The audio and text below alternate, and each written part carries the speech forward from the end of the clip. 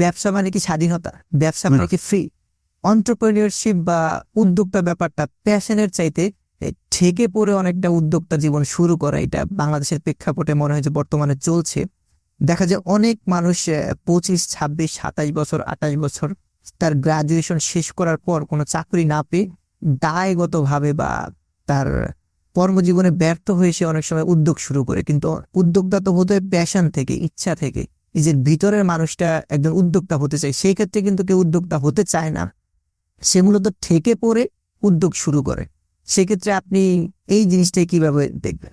Middle class family যারা আমরা থাকি তাদের পারিবারিক সাপোর্ট আমরা পাই না, এবং পারিবারিক সাপোর্ট না পাওয়াতে আসলে সবাই সবসময় চায় যে আমার ছেলেটা ভালো চাকরি করুক, এটা করুক, সেটা করুক, এটাই চায়।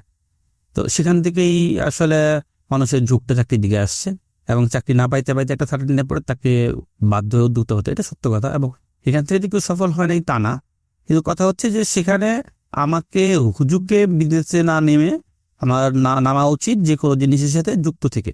কারণ আমি আমার লাইফ 5 বছর ওয়েস্ট করছি, ধরলাম বলছি, আর 2টা বছর ওয়েস্ট করি যে কোনো একটা প্রয়োজনে আমি মানে পেটে ব্যথা খাটি, টাকার জন্য না, পেটে ব্যথা খাটি, শিখি, বুঝি, শুরু করি, তাহলেই তার সফল হওয়ার সম্ভাবনা আছে।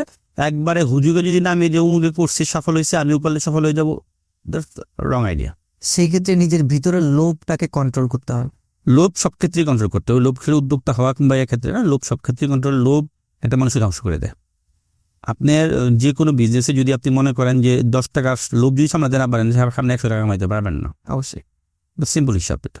আচ্ছা, একজন ব্যবসায়িক পরামর্শক হিসেবে আমি আপনার কাছে জানতে চাই, ব্যবসা মানে কি স্বাধীনতা? ব্যবসা মানে কি ফ্রি? আমি আমার দৃষ্টিতে ব্যবসা মানে আরো 100 গোলামি।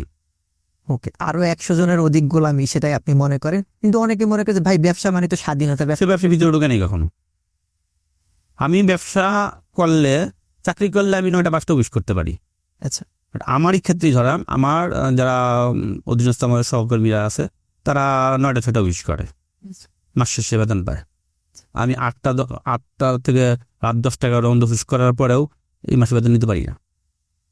1, 2 হচ্ছে আমার অধীনস্থ যারা সহকর্মী আছে তারা শুধু আমার বকা শুনে।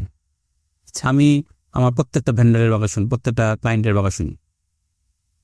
তো আমার তো মনে হয় যে আমার থেকে আমার অধীনস্থ চাকরি করতে সে ভালো আছে। জি, সব মিলিয়ে যে আপনি যেটা বলেছেন মনে হচ্ছে যে তারাই ভালো আছে। তো উদ্যোক্তা হতে হলে কি পিঠে ছালা বেঁধে নামতে হবে, যে সবার কথা শুনতে হবে, সবার কাজ করতে হবে? সবার কাজ করবো, কিন্তু নিজের যেটা মাথায় মানে পরিকল্পনা সেভাবে কাজ করবো।